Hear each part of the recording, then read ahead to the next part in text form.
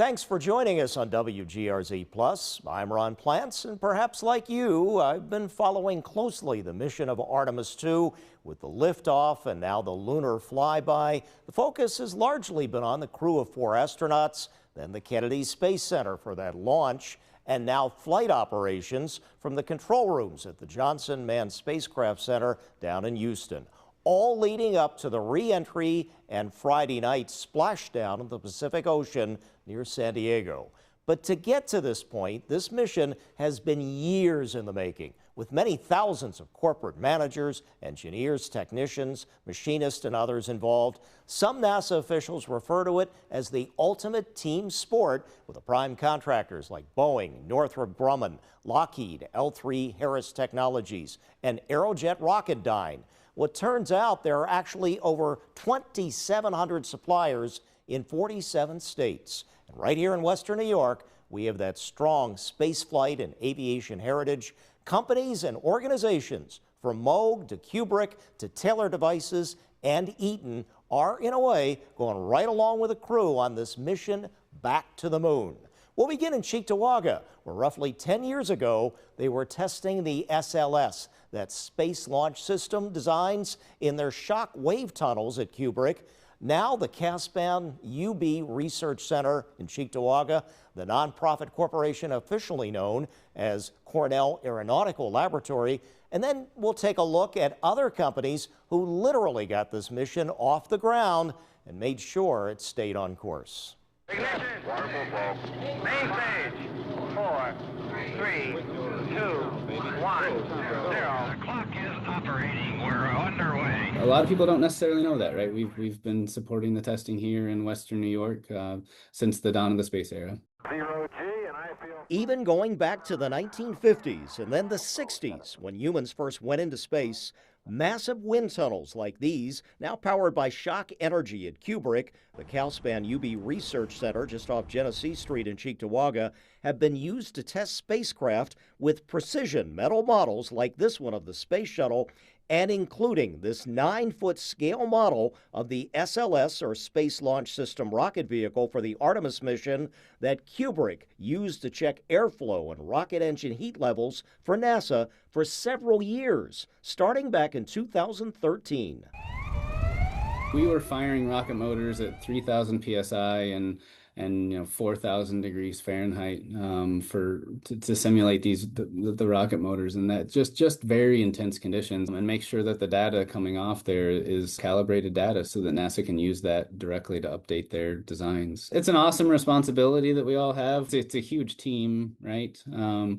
And we have one tiny aspect of the whole thing. We're confident in the testing we did. 1, boosters in ignition. And liftoff of Artemis I. That teamwork carrying through to the Moog campus in Elma, where over 500 employees, from managers to engineers to technicians and machinists, have worked on the Artemis project, building devices called actuators for precise movement of the huge rocket engines on the SLS. We build thrust vector control systems, which means we build the hardware that steers rockets. So we point the nozzles in the right direction, we point the rocket in the right direction, make sure it gets to wherever it needs to go, low Earth orbit, deep space exploration. It's nice knowing that all my hard work goes up into space, like Joe said, and it's cool to know that you're helping improve the future of humanity and science in general. Again, that space heritage carries through from the old Bell Aerospace firm, which built the Agena engine to get the moonwalking Apollo astronauts safely back off the moon in the 1960s.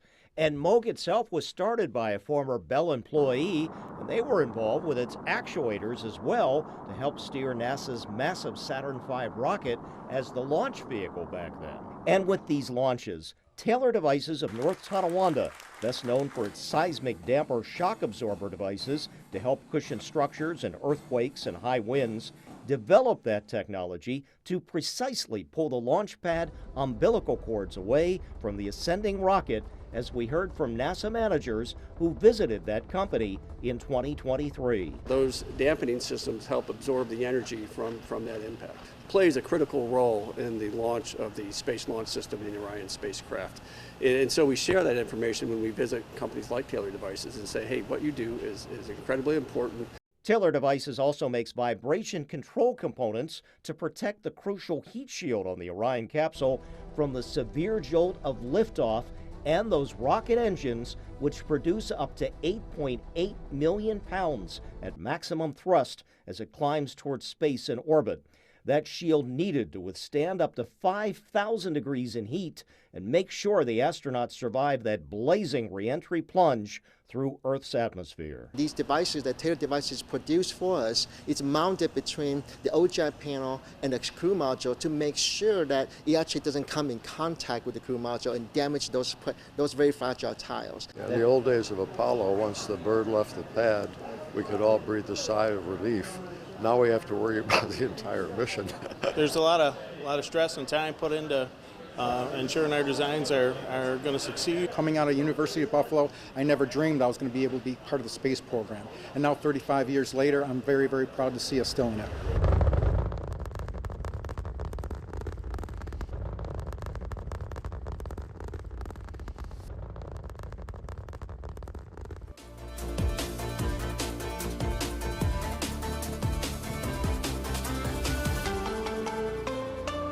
At the sprawling and expanding Elma Office Industrial Corporate Campus of the Moog Corporation, they have in recent years unveiled to the media new working and training spaces to further their space industry commitment. Check out their website.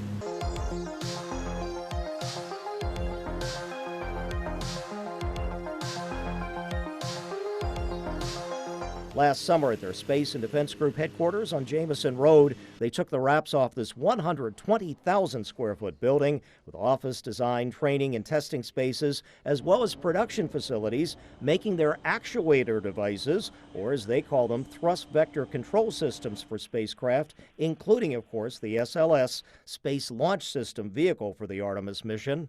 When a rocket lifts off the pad, you'll see slight adjustments to ensure that rocket goes right where it needs to go. Moog sends items into space every single week.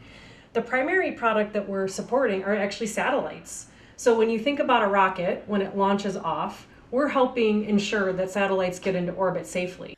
But currently, Artemis, with its astronaut crew, the focus, with over 500 Moog employees involved in that particular project, as they produce up to 100 components and systems for the rocket, just as they did in the 1960s for the Saturn V Apollo project, which originally took astronauts to walk on the moon.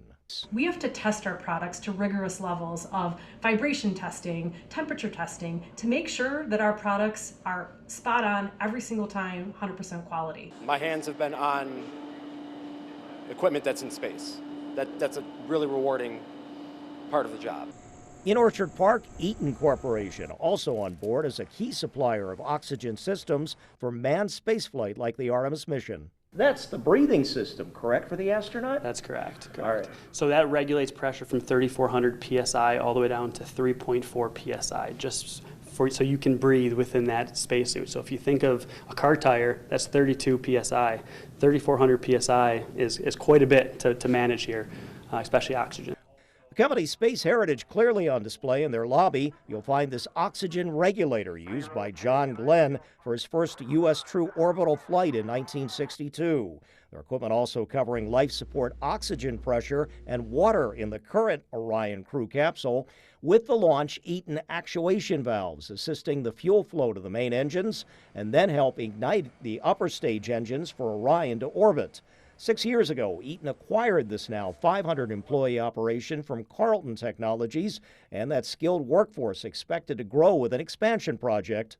It's technicians on the floor to help assemble and test and work with some of those programs, all the way up to salaried positions like engineering, quality engineers, mechanical engineering, and then even support staff on when we think about sales and supply chain. I mean, we're growing across the board.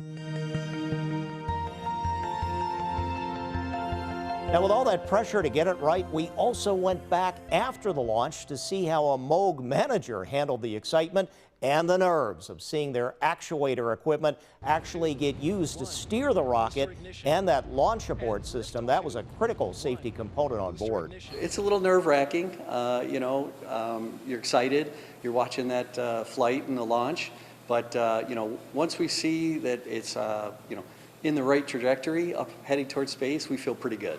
When Mission Back to the Moon returns, we'll also hear from a NASA scientist and, yeah, a self-proclaimed space geek just like me who had to be there for this launch, even his new buddy who tried to be a Canadian astronaut and actually ended up being a UB Jacobs Medicine School professor instead.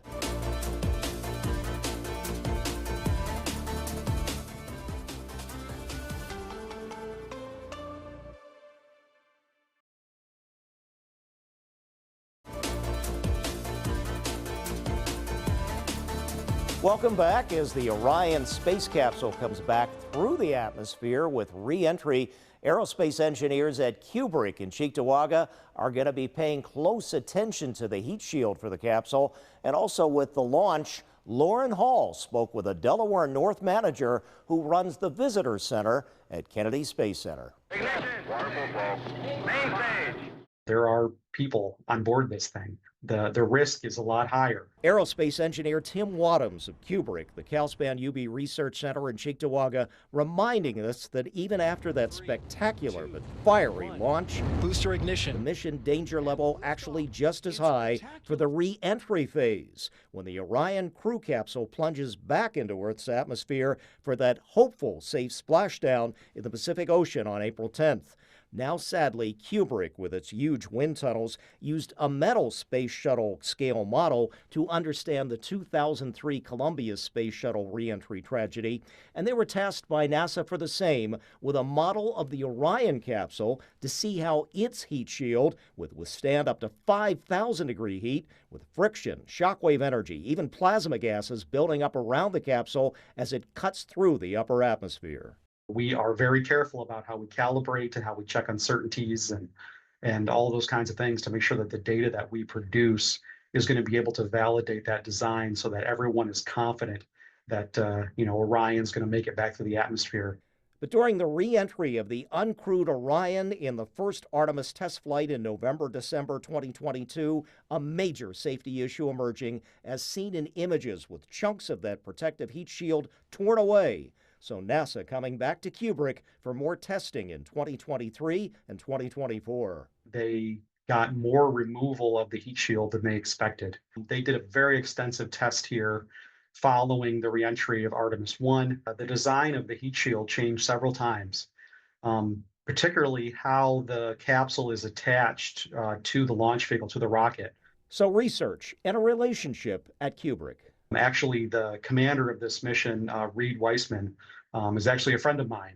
We graduated from college together. You think back, like, did we do all this testing right? Did we cross all the T's and dot all the I's to make sure that the data that we produced was, of the highest quality, so that NASA and its contractors can have confidence that this is going to work? And the answer is yes.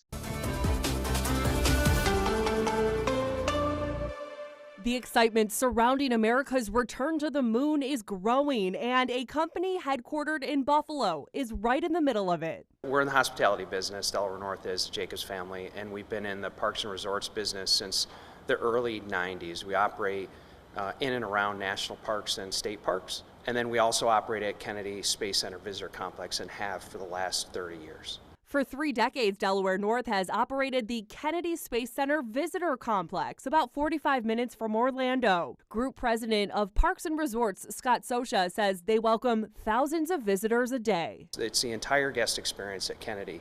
We actually curate and display space-flown artifacts. We have astronauts on staff. We have scientists on staff. So it's more than just retail food and beverage. It's actually interpretation and education.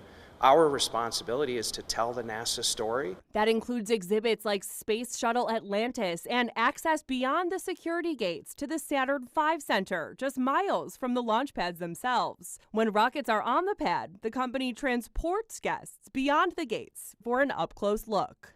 If you ever get a chance to go see a launch, you should go see a launch. It's an amazing experience. We had over 100 launches at Kennedy last year, all times of the day. On launch days, Delaware North is responsible for up to 15,000 guests on site with special viewing packages that can sell out quickly. It's breathtaking, and I think night launches tend to be the best because the sky just lights up so well. And be prepared for the noise and the vibrations, the shake to your body. Back in Buffalo, the company recently hosted a Launch and Learn, giving its local workforce a deeper look at the Artemis program and their role in telling NASA's story. Because at the end of the day, what it builds is advocacy.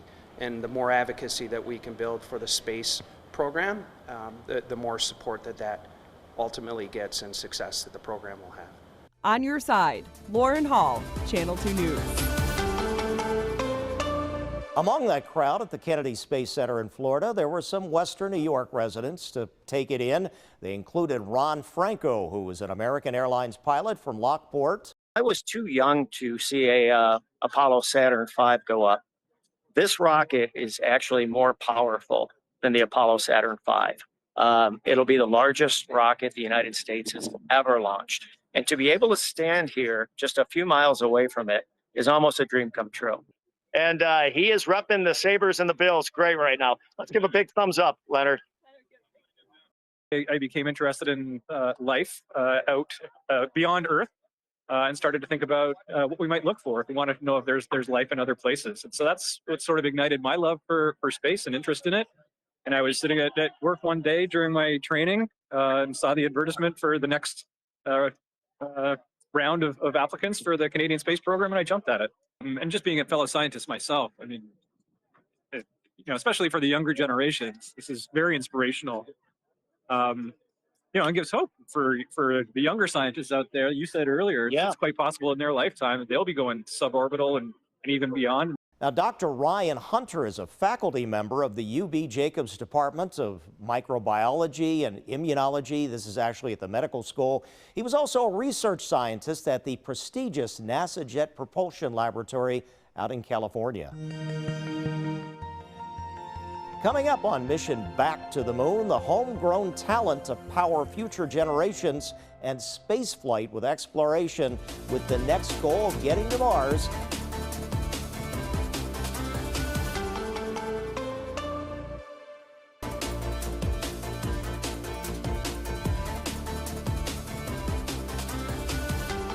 Now, this Artemis mission is expected to inspire and, ignite the interest of future generations, like some students at Frontier High School and those who have attended the UB School of Engineering and its aerospace program. Ignition. Water flow. Main stage. 4, 3, 2, 1, 0. Building a colony on the moon is closer than ever for these students at Frontier High School. Hygiene room, an airlock with all the necessary tools in there. Who beyond the cardboard and coding were selected to pitch their ideas to NASA at its National Hunch Competition. It's really cool to have a voice in these new missions and new accomplishments. It's a program that challenges high school students to create new hardware for NASA. And with new missions on the horizon, advisor Mike Delmont says, Artemis has really changed the direction of the program. It's definitely inspiring because all the work that gets put into going to space, traveling the moon, that's very impressive that they're doing that. So it pushes us more.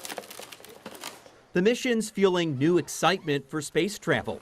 The teams each tasked with their own mission, like designing a lunar base that monitors an astronaut's mental health. It'll detect sad, and then we'll change the lighting color to a more happy, or just something that'll negate the negative feelings. Or developing a space travel super vitamin to reduce the damage of radiation on astronauts. We looked at systems that were going up in the Artemis mission. So there is something called the Avatar, which is an organ chip.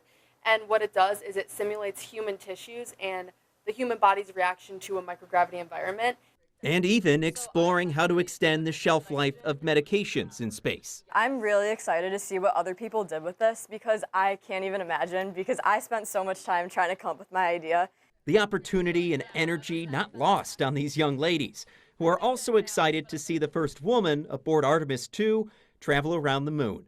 I think without NASA Hunch, this is something that I never would have been able to look at. And I think especially with Artemis II going up, it's just such a cool experience to be able to look at what they're doing and be like, hey, I could do that. A new generation and new possibilities with the outer reaches of space as their new limit. On your side in Hamburg, Rob Hackford, Channel 2 News. On the sprawling UB North campus, there's a space issue for the School of Engineering and Applied Sciences, now based at Davis Hall. This is an amazing building that we're in now, but our enrollments have just exploded over the last few years in some key areas, in computer science and data science and artificial intelligence and robotics and aerospace engineering, and we're just busting at the seams now. The state of New York allocated $68 million with additional fundraising for a new $102 million engineering building for the 7,400 and growing undergrad and grad students. Existing lab space covering everything from robotics and drones to biotech work on COVID and algae and wastewater, and again, computer and data engineering. We're going to have high-tech demos in there. All of our almost 50 student clubs are going to be building and tinkering and testing in there with their technologies. With regional major high-tech corporate players like Moog, which announced plans to expand its aerospace workforce by 500, and even Calspan in Kubrick doing hypersonic testing for future defense and space travel, along with numerous suppliers and spin-offs, their futures may be bright indeed. Our students are getting multiple offers these days. They're coming to me and saying, hey, should I take job A, B, or C? And they're all incredible offers. The now future-looking STEM fields getting new interest from all. Female students make incredible engineers, and they make incredible computer scientists, and we see that over and over. And so we just want to make sure there's a growing population of female students. Some of that future bench strength emerging in the UB Nano Satellite Lab, where students learn to assemble Earth-orbiting vehicles. Among them, aspiring PhD candidates and aerospace engineers with beyond-world dreams. I want to work on interplanetary missions eventually.